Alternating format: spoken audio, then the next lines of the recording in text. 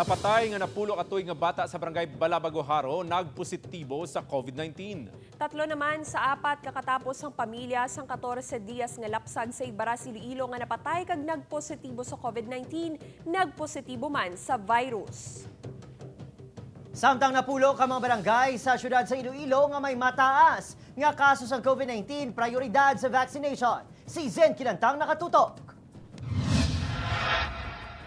Ginkumpirma ni Balabago punong barangay Felix Arañador nga may napulo ka tuig nga bata nga ginbawian sang kabuhi. Ang bata ang may comorbidities kag nakabatsyag sang simptomas. Agosto 15 sang ginbawian ini sang kabuhi sa ospital. Lunes ang nagwa ang resulta sang swab test sang bata nga positibo ini sa virus. Dalan siya sa sumagtao, pagkadala sa sumagtao, tambalaan ko nga anong resulta, pagka yan wag ang binito ko sa pamilya nga nagpositibo ang result.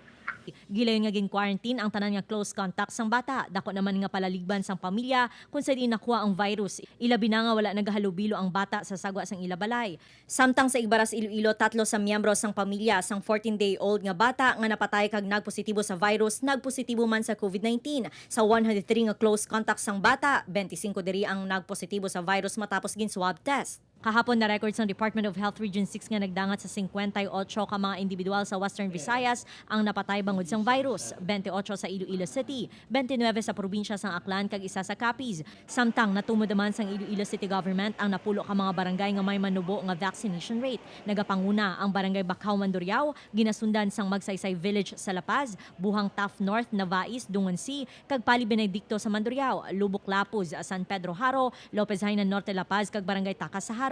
30% pa lang sa masobra 4,000 nga populasyon sa barangay Bacau, Mandurriao nga nagaedad 18 anyos pasaka ang nabakunahan kontra COVID-19. Sunod sa kapitan, kulang ang vaccination ticket nga ilan na baton na rason nga manubo ang turnout sa mga nabakunahan nga residente. Kung aton basihan, ara na madamo naman kita dira ang nakapa-reserve, pero galing tungod sa ticket nga nagaabot sa allocations nga ginahatag sa aton. Manubo gig kaayo kay hindi gani kalabot tag 20 ka bilog. Si Cheryl nagapangalang-alang sa gihapon nga magpabakuna, apang si Manong Emil nga tricycle driver nakapatublok na sang first dose. Duga duwa-duwa kapag nga vaccine nga ginatawag nila bala.